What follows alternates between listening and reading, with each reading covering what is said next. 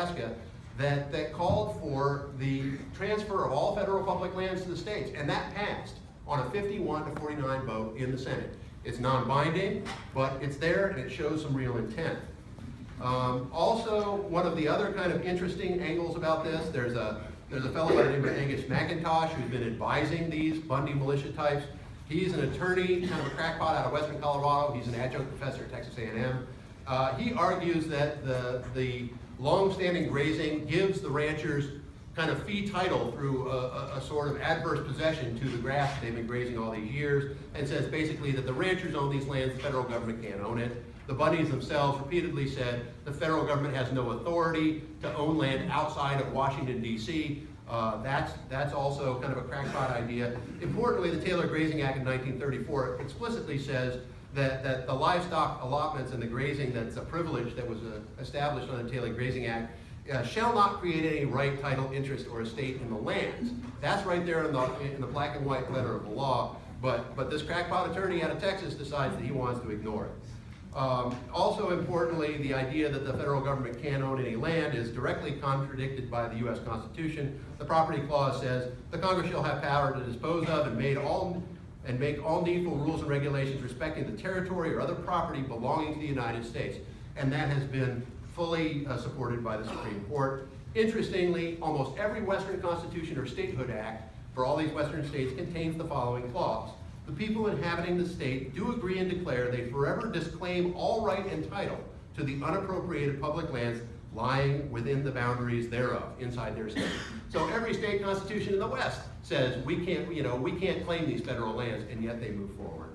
So finally, I'd like to point out that, I think one of the interesting lessons of this whole Bundy takeover was I think it could have been prevented if the federal agencies had acted swiftly and decisively to arrest the Bundys back in Nevada. There would have never been a Malheur refuge takeover, and this thing would have proceeded forward. And by failing that due process under the rule of law, by failing to arrest the folks when they were having their armed revolution in Nevada, the federal agencies really did open themselves up to a lot of criticism that this is white privilege, that these are white people that might cause a political black eye, and we want to withdraw back from that. So I think that's unfortunate. I think that that's a lesson that hopefully has been driven home very, very aggressively here, and maybe due to all the indictments and arrests that have happened so far, we're going to see an end to at least the illegal part of this. So I'll go ahead and hand it over to my other panelists. Thanks very much.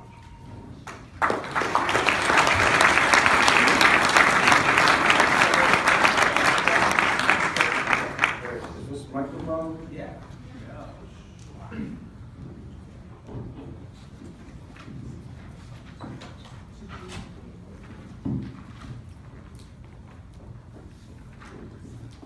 All right, can folks hear me? Is that working? All right, I'm going to stand up because I get nervous sitting down. I'm Kieran Suckerling, the Executive Director of the Center for Biological Diversity. And I spent 2 very interesting weeks up on the Malheur. In fact, this is a picture of the rally we did up there. I went up there with met a group of activists up there. Went out to the occupied compound every day to tell the Bundy and their clan that in fact the Malheur had not been occupied, that the public had not left. They do press conferences up there every day at 11, which is really a disaster because every day they were going out there doing press conferences projecting their story about the need to seize public lands into the media with no counter narrative going on, or at least not any there present. And so we decided to go up there and crash their press conferences every day to get out a counter message to talk about the importance of public lands. Had the added benefit of once we got up there, the insanity of these people really came out as they started to assault us on a regular basis. Some of the media was projecting a whole different side of these folks. Eventually, they just stopped doing the press conferences because they turned into zoos every day. And then we started holding our own rallies on refuge for public lands. forward. So let's talk about the good news first. As of yesterday, 36 people involved in the Bundy militia are in federal custody, either for what happened on the Malheur refuge or what happened back in 2014, the first Bundy standoff. There's a blacked out indictments for 11 more people. My guess is that by the time trials really fully get going, we're going to have somewhere between 50 and 70 people on trial for these armed standoffs. At a minimum, many of them are looking at somewhere in the range of 10 years in jail. I predict that some of the leaders are going to be looking at 25 plus years in jail. This guy down here with the black hair, Pete Santilli, he and I developed a very interesting relationship when I was up there. To the next slide there. That's Pete assaulting me with a megaphone as I'm trying to speak at one of the daily press conferences up there. Pete actually just managed to get out on bail by claiming that since he was not one of the occupiers, he was just media covering the event. Well, you notice I'm talking in front of some microphones here at a press conference. This is apparently what he thinks a reporter does. When you speak at a press in front of microphones at a press conference, you get in their face with a megaphone and try to destroy their eardrums. I think he has to go get a psych eval. And he's got to get a psych eval, and I'm really hoping that they'll call me. Reference on that. Next slide. This is myself and Taylor McKinnon up at the occupied site. There's Taylor's back there. You guys should definitely get Taylor's number if you want to go and confront the militia and risk your life. Taylor's a very good guy to have up there on your side. Sadly, he looks extremely like a known FBI agent, so that will cause you trouble. Up there as it did. And I also want to point out Peter Walker over here from U of O was up there the entire time doing research and just amazing interviews with every one of those psychopaths up there, including ourselves, and just has a tremendous amount of knowledge, which we could have had him up here today on the panel. Let's go to the next slide. I want to start, though, in thinking about the background of this. Back in 1992, Arizona rancher named Wally Plump. And he's talking about killing the feds if they come to take his cattle. And Wally Plump also would make the point that these are not public lands, that they're his grazing lands. He stopped paying grazing fees, told the feds they'd kill them if they came on his private land, he and his brother, and he ended up in jail for a year. The first time Fesman took his cattle, worked out fine. Second time, he came out with the guns, and the feds were not willing to get into a firefight. And he actually ended up in jail on contempt charges for refusing to take his cattle out.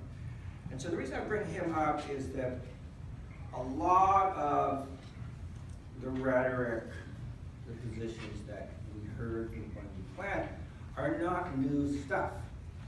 We've been hearing this for a long, long time from the ranchers, and here is Mr. Clyde Bundy himself. But there's something that's really changed and is really different today than what we're doing. We've been dealing with the Wally Plump folks for a long, long time. The Sagebrush Rebellion folks. And they are really ugly, threatening, nasty stuff.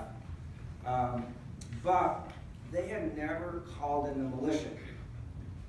Wally Plump went to jail. Wally Plump had his guns. He actually bizarrely took out a newspaper ad threatening to kill federal agents. So they did not have it at the time. They're not the sharpest tools in the drawer. But the Sagebrush folks have always flirted with the militia. We've seen this over and over again. But they've never until recently, completely joined with them. They would sort of recoil from them. In fact, back in the early 90s, when the center got started, we were in Harney County, New Mexico, which was really the heart at that time of the Sagebrush Rebellion. I remember at a certain point they passed a civil rights law, making it a civil rights violation for the Forest Service to reduce cattle on public grazing allotment. And they said that if they did that, they would arrest Forest Service range con. And at that point, a lot of these sort of militia, sovereign citizen folks started drifting down to Harney County, New Mexico, thinking, this is the paradise we've been looking for. And when the townsfolk there were very, very concerned, these people make Harney County look like Santa Cruz, okay? But they really recoiled when they saw the intensity, the hate speech, the constant racism that came in, and pushed back. And some of these folks actually were voted out of office and so forth. So there was always this really big tension until we got to Clyde Bundy, 2014 in Nevada. Right? He had not paid his grazing fees for 20 years, claimed that these public lands were his private lands, and after a 20-year waiting period, the feds moved in, tried to take the cattle. He called in the militia. We had the famous armed standoff down there, which, by the way, a lot of people forget, 5 people were killed in that standoff. 2 police officers in Las Vegas were assassinated. Bystander was killed, and then the 2 shooters from Bundy's camp were killed. One killed themselves and was shot. Oh, sorry about that. And so here's what's different about Clump. He's a classic sagebrush guy, ranching family, going way back. But he is also fully a member of the sovereign citizen movement. How many folks here are familiar with the sovereign citizen movement? This is really, really important to educate yourselves on. I would suggest that Google it and read about it if you work on public lands. So the sovereign citizen movement and associated groups with them, Christian Identity Movement, Posse Comitatus, the Oath Keepers, they believe that essentially the federal government either has no right to exist at all, or has an extremely limited role, which more or less is limited to fighting foreign wars. Clyde Bundy does not believe he's a citizen of the United States, because there is no federal government. What would he be a citizen of? When he lost his last lawsuit over grazing and the BLM, his argument before the court was the case should be thrown out because he's not a citizen of the United States. Consequently, the federal court has no jurisdiction over him. He believed he was a citizen of the state of Nevada. They also believe, since the federal government is a fiction, doesn't exist, it cannot own land. And to the extent that it does say that it owns lands, it has stolen that, tyrannic, from citizens. He's also about racist. In fact, you'll notice all throughout the Malheur standoff, going back through the various Bundy standoffs before that, which I'll talk a little bit later, they're all showing this pocket constitution right here. You'll notice they're always holding up the Constitution and they're reading from it. Well, what's really interesting is, when the media puts up these pictures, it's like, oh, God, the Constitution. Okay, that Constitution right there, that pocket Constitution, was written by a guy named W. Cleon Skousen, very famous ultra right-wing Mormon racist, also sovereign citizen movement, actually sort of pre-sovereign citizen, and an Oregonian. And by the way, for all you hipsters in Portland who thinks it's all about like locally grown beef, Posse Comitatus started in Portland, Oregon. And Oregon is a major center of the origin of this really racist militia armed movement. So anyways, it says, so when these pictures go out on the media, every militia person, every posse comitatus person, every sovereign citizen around the country sees that picture, and that's the signal. Oh, that's our guy. And this version of the Constitution is filled with little pictures of the Founding Fathers.